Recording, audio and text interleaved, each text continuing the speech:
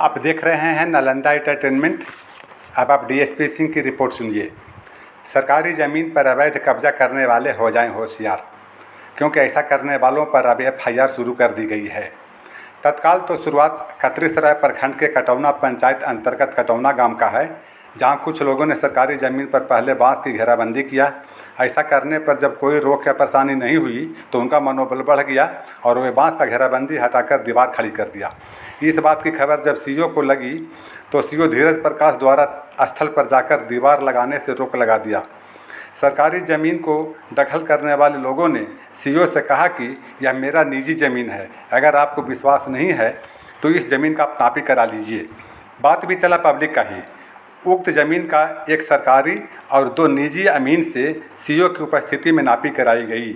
नापी के बाद वह ज़मीन सरकारी ज़मीन निकली। तब उस ज़मीन पर से घेराबंदी हटा दी गई।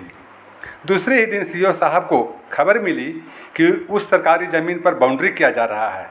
तत्काल सीओ उस स्थल पर पहुँचे और बाउंड्री हटाने के लिए कहा।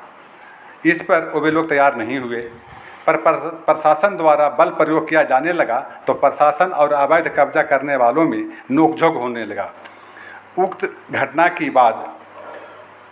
इस घटना के बाद 7 लोगों के खिलाफ नामजद एफआईआर दर्ज कर लिया गया है। यही प्रक्रिया हर प्रखंड, हर गांव में अपनाया जाएगा। इसलिए सरकारी ज़मीन पर अवैध कब्जा करने वाले होशियार हो जाएं। धन्यवाद।